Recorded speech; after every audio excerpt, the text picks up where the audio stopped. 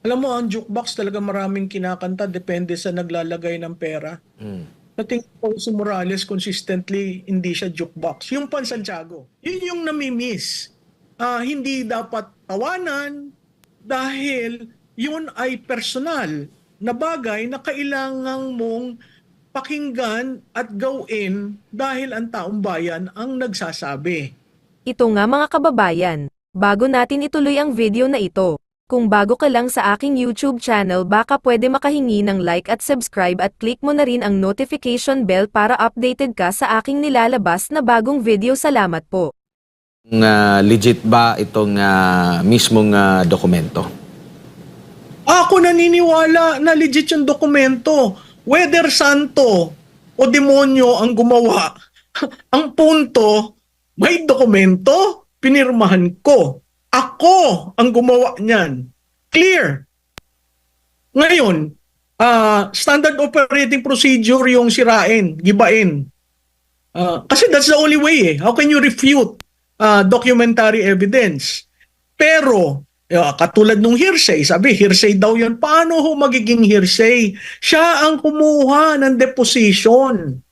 Yung tao nandun sa loob na nagsabi, ito po ang nangyayari. So siya, sworn statement yung deposition, ha?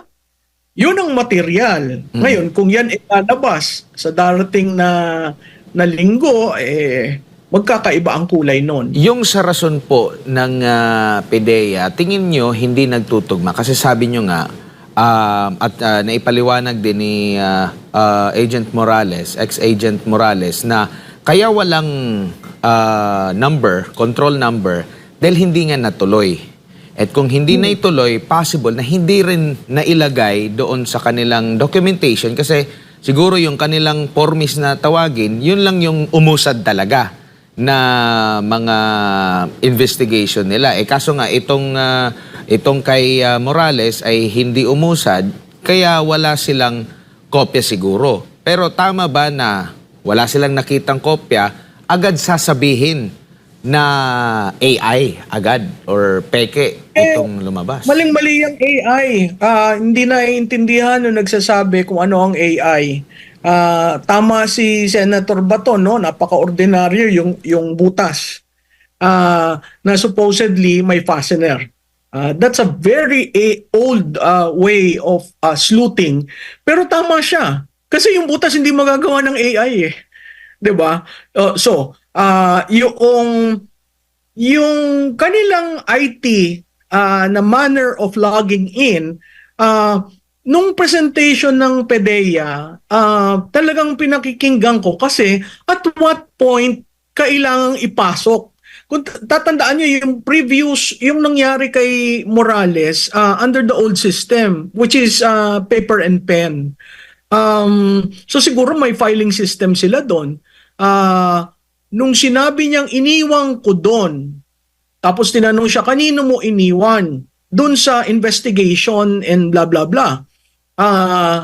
It looks like somebody from there or si Morales ang nagdala ng folder. Kasi hindi na nailagay doon sa sistema ng dati. Hindi doon sa formis ba yan? Yung formis kasi is na yun, may IT system na sila noon. So, dalawang bagay lang yun. Either may nagtago, may bumunot, o na kay Morales. Tatlong bagay. Ma'am, ano sa tingin niyo yung face-off kanina ni Agent Morales at ni Senator Jinggoy? Si Senator Jinggoy ay convicted. Si Agent Morales, investigador. Gaano kalaking dagok yun? Parang nakahanap siya ng katapat, si Senator Estrada, kay Agent Morales. At ano yung dagok yan sa kanyang political capital? Alam mo, MJ, hindi na sana dapat umabot dun eh. Pero yung pamamaraan kasi ng pagtatanong ni Senador Estrada, parang idinidiin na, ikaw, ang dami mong records, ito. Alam mo, kahit demonyo, paulit-ulit nga ako, kahit demonyo, ang background dun tao, kung sinabi niya, ang material doon, ako ho ang gumawa, ako ho ang pumirma, dokumento ko ho yan. So, kung dadalhin mo sa arena na ang dami mong kaso. Kaya bilib ako doon kay Morales, matapang. Talagang consistent siya. At talagang sinabi in your face, ako ho hindi convicted. Yun ang masakit. If you bring yun nga yung sinasabi ko never bring the debate as a political strategist. Never bring it to the arena where you will be cornered. Pero itong si Senator Senator Estrada, dinadala niya parati doon. He should not be the person to ask those questions. Dapat conscious siya doon. Kaso, he had to play a role and I guess he chose that role. So, naging maanghang. It's good that cooler heads intervened kasi talagang magiging macriking yan. Talagang dadalhin kita sa putik. Prof, tingin mo, paano kaya matutulurkan itong issue na ito? Though, nakakonsentrate si Senador Bato doon sa pag-craft ng panukalang batas o pag-craft ng batas kasi nga na-open kanina na walang matibay na batas o di kay polisiya sa sino man na mag-leak ng mga confidential, di ba? Yan yung isa sa mga napag-usapan. Pati na rin yung naipunto rin ni Senador Chis Escudero, yung type ng meron bang sino ang nagdetermina na ito ang kukunin yung sa shabu and marijuana doon sa pagtitake ng drug test, no? So maraming mga na-open kanina na pwedeng gawan ng panukalang batas. Yet, ang inaasahan ng tao rito, totoo bang gumamit ng illegal na droga ang Pangulo. Pero sa tingin mo, sa mga issue na nag-arise nito, pati yung sa huli, paano kayo matutuldukan ito, ma'am? Well, kailangan mo yung folder. Kailangan mo yung deposition. Informant. Kailangan mo yung information, sino ba ang confidential, yung CI mo, person na confidential individual na kinunan mo ng sworn statement. Kung hindi yun lalabas, siguro aabot lang tayo dun sa level na yung mga panukalang batas. Maganda rin yung punto ni Senator Escudero kasi pinakita niya may dalawang levels of drug testing sa bansa. Isang para sa mahirap, isang para sa mayaman. At pag mayaman ka, mapipili mo kung ano. Alam nyo yung hindi ko gustong questionin ang St. Luke's. Pero nagtanong-tanong ako sa mga kaibigang konduktor at chemist. Yung 2 minutes na check, hindi daw yon ganun kabilis, lalo na sa issue ng cocaine. So, it's one thing na, yun, meron siyang clearance.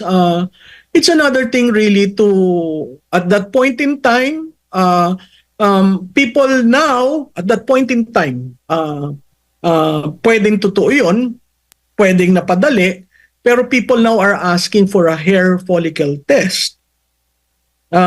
I think the president should be able to answer that once and for all. Kasi that's the only thing people are asking Kung hindi sasabihin ni Morales kung sino yung CI niya at hindi natin makikita yung folder, thereby hindi natin makikita yung sworn affidavit ng mga CI niya. The other thing is really for the president to take that hair follicle test. Nung tinanong ang presidente ukol dito, ma'am, doon sa bago itong comment niya kay Agent Morales, tinanong siya kung yun nga, paggamit ng illegal na droga, tinawanan niya lang ito. Na ngayon, nung tinanong naman si Morales, yun nga, resource person lang si Morales, ang sabi lang niya, iimbestigahan pa lang. Dahil yun ay parte ng operation. Hindi pa matumbok, hindi pa agad makapagsabi na gumagamit talaga. Kasi nga, iimbestigahan pa lang. Meron lang informant na nagsabi, subject lang siya muna sa operation na iimbestigahan. Yet, nung tinanong si Pangulong Bongbong Marcos, una, tinawanan niya. Pero nung kay Agent Morales na, marami na siyang nabanggit na kesyo professional liar and itong si ay isang jukebox. Alam mo, ang jukebox talaga maraming kinakanta, depende sa naglalagay ng pera. Mm. I think po si Morales consistently hindi siya jukebox. Yung Pan Santiago. Mm. Ah, tapos seriously, kung ikaw ay pangulo na question ka left and right, hindi ba the most normal thing to do is to get on with the challenge?